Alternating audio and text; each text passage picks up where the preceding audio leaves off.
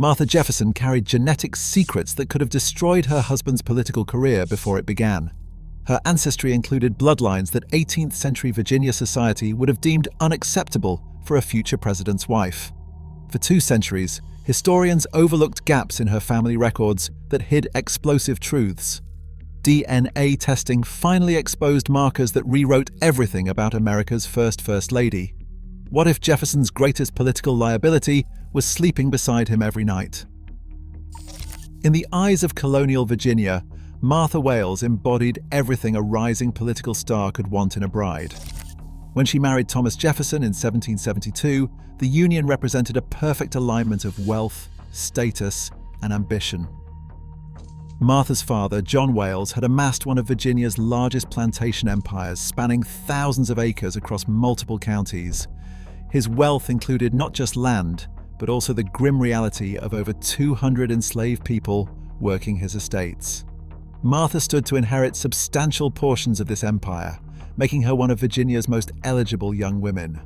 The marriage joined 2 of the colony's most influential families. While Jefferson came from respectable stock, the Wayles name carried immense weight in colonial society. For a man with political aspirations, this connection provided instant credibility among Virginia's ruling class. Martha's education exemplified what colonial society expected of elite women. She was taught music, French, household management, and the social graces necessary to host influential guests. These skills weren't merely decorative. They represented political assets in an era when a politician's home served as an extension of his public office. Throughout Williamsburg and Richmond, the Jefferson-Wayles marriage opened doors that might have otherwise remained closed to the ambitious young lawyer. Martha's family connections extended to some of the most powerful names in Virginia politics, relationships that Thomas eagerly cultivated as he built his own political network. The public record presented Martha as the embodiment of Virginia's aristocratic ideal. She was described as a woman of pure English ancestry, refined manners, and suitable breeding for a future statesman. This carefully cultivated image served Jefferson well as he began his ascent in colonial politics.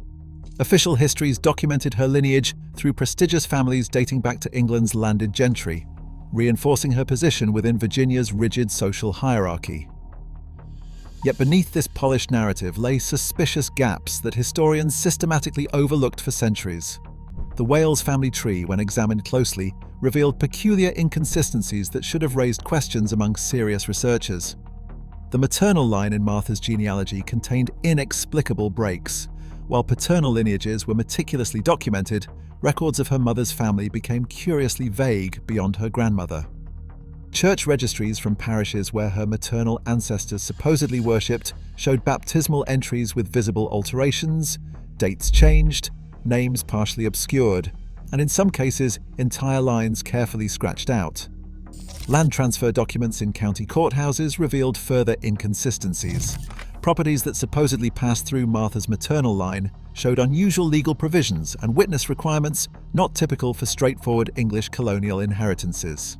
Some deeds contained special covenants restricting who could purchase the land if later sold. These provisions were commonly used to control property transfers involving complex family situations. Colonial census records from the mid-1700s classified certain Wayles family members differently across consecutive surveys, designations that shifted in ways that aligned with changing legal definitions of status in Virginia society. These classifications became more consistently English in records created after John Wayles achieved greater prominence. Marriage certificates for Martha's maternal ancestors included unusual legal language and required additional witnesses beyond what was standard. These documents often bore the signatures of local officials known for handling cases involving complicated questions of inheritance and status. Most telling were the plantation inventories and account books from the Wayles estates. These detailed records listed numerous individuals whose relationship to the family remained deliberately vague, described with careful euphemisms rather than clear familial connections. People who appeared to hold positions of unusual privilege or proximity to the family were documented with conspicuous ambiguity. Modern genetic science has finally exposed what carefully curated historical records concealed. When researchers analyzed DNA samples from Martha Jefferson's direct descendants, they discovered genetic markers that shattered the official narrative of her ancestry. Martha's mitochondrial DNA, passed unchanged through maternal lines, contained sequences extraordinarily rare among documented English colonial families. Instead, these genetic signatures pointed to ancestral origins that Virginia's racial hierarchy laws had explicitly marginalized and criminalized. Haplogroup analysis, which traces deep ancestral migrations, revealed maternal lineages originating from regions never mentioned in any Wales family history. These genetic markers did not represent recent admixture, but indicated inheritance patterns extending back multiple generations before Martha's birth. The genetic timeline constructed by researchers showed that this ancestry was not a recent development, but had been part of the maternal line for at least 3 generations before Martha herself. This timeline aligned precisely with the periods where historical records became suspiciously vague or showed signs of alteration.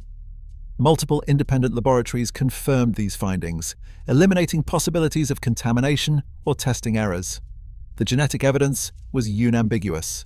Martha Jefferson's ancestry included the very populations that her husband's laws had systematically oppressed and disenfranchised. Most shocking was that these DNA markers revealed ancestry from groups that, under Virginia's increasingly harsh racial codes, would have legally precluded her marriage to Jefferson had they been publicly known. In 18th century Virginia, the revelation of Martha's true ancestry would have triggered nothing short of a social catastrophe for the Jefferson family. The colony's legal system had constructed an increasingly rigid hierarchy based on ancestry, with harsh penalties for crossing established boundaries. Virginia's laws prohibited marriages between individuals of different legally defined racial categories. Such unions not only faced social ostracism, but carried criminal penalties. Had Martha's true ancestry become public knowledge, her marriage to Jefferson could have been legally challenged under colonial statutes. For an ambitious politician like Jefferson, such a revelation would have been politically fatal. His opponents would have seized upon this information, not just to attack his personal judgment, but to question his fitness for any public office. In a society where blood purity determined social standing, the mere suggestion of mixed ancestry in his wife would have undermined his entire claim to leadership.